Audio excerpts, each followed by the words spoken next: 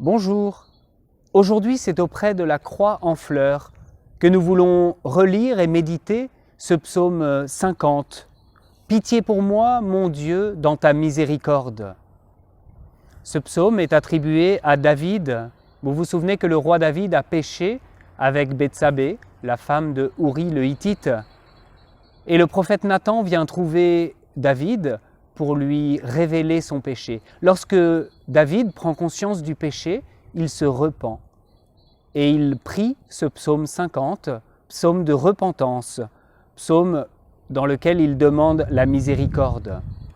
Dans ce psaume, David parle à Dieu et il est confiant parce qu'il sait que Dieu l'écoute, que Dieu est attentif à son cri et que Dieu lui répond.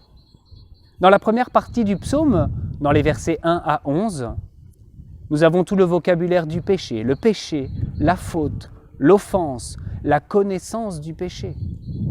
Tout ce vocabulaire est attribué à toute l'humanité de David.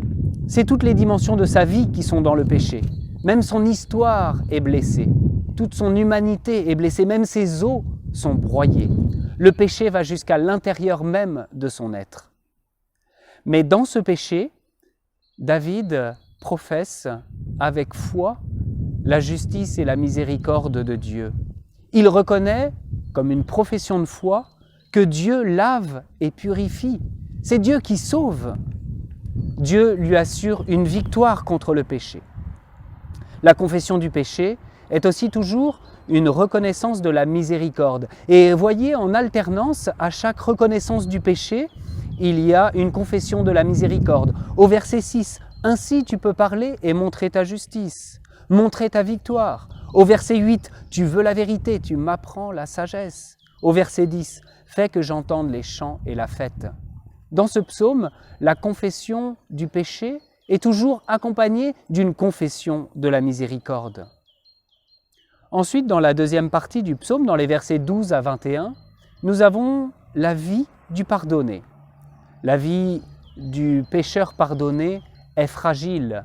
Sans l'aide de Dieu, cette vie ne peut subsister. Le pécheur pardonné reçoit tout du Seigneur. Il reçoit un cœur pur, un esprit saint. Il reçoit la capacité de se tenir devant la face de Dieu. Et le pécheur pardonné va jusqu'à dire « Rends-moi la joie d'être sauvé ». La joie est le don du salut, d'être sauvé. La joie, nous dira saint Paul, est un fruit de l'esprit. Et déjà le psalmiste dit que l'esprit généreux me soutienne. Cette joie du salut, ce pardon des péchés, cette miséricorde est donnée pour la mission. Au verset 15, nous lisons « Aux pécheurs, j'enseignerai tes chemins ». Au verset 17, « Ma bouche annoncera ta louange ». Le but de la miséricorde, c'est bien d'enseigner aux nations, de transmettre cette bonne nouvelle que Dieu pardonne. Ensuite, au verset 18 et au verset 19, nous avons la confession que le sacrifice de louange du cœur brisé et broyé est donné pour une prière pure. C'est avec le cœur purifié que tout sacrifice est agréé par Dieu, que toute prière à Dieu est rendue possible. Cette prière, elle n'est jamais faite seule. Et c'est pourquoi au verset 20 et 21, nous avons la confession du salut dans le peuple et pour le peuple. Accorde à Sion le bonheur, accorde à Jérusalem de voir ses murs relevés. Oui, lorsqu'un pécheur reçoit miséricorde, c'est tout le peuple qui en bénéficie. Et là, dans cette ville rebâtie, dans cette Jérusalem reconstruite, nous pouvons offrir de justes sacrifices, de justes prières. Voilà pourquoi la miséricorde se vit toujours dans l'Église et par l'Église et pour le peuple. À l'issue de ce psaume, pensons à la prière de Jésus pour les pécheurs. Comment Jésus peut-il dire « Pitié pour moi, selon ta grande miséricorde efface mon péché », lui qui n'a pas commis le péché. Mais saint Paul nous dit que Jésus s'est identifié au péché pour nous.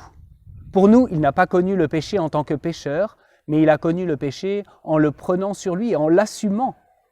Et sur la croix, le Père reconnaît toute l'humanité pécheresse dans son Fils qui subit le péché.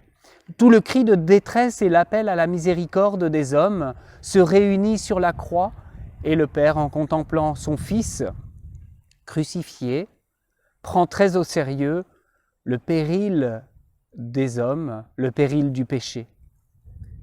Il fait miséricorde en nous sauvant par son Fils mort et ressuscité. C'est pourquoi, au matin de Pâques, nous pouvons crier avec toute l'Église « Rends-nous la joie d'être sauvés ».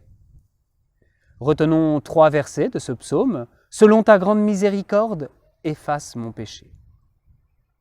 Rends-moi la joie d'être sauvé. Accorde à Sion, accorde à l'Église le bonheur. Amen. »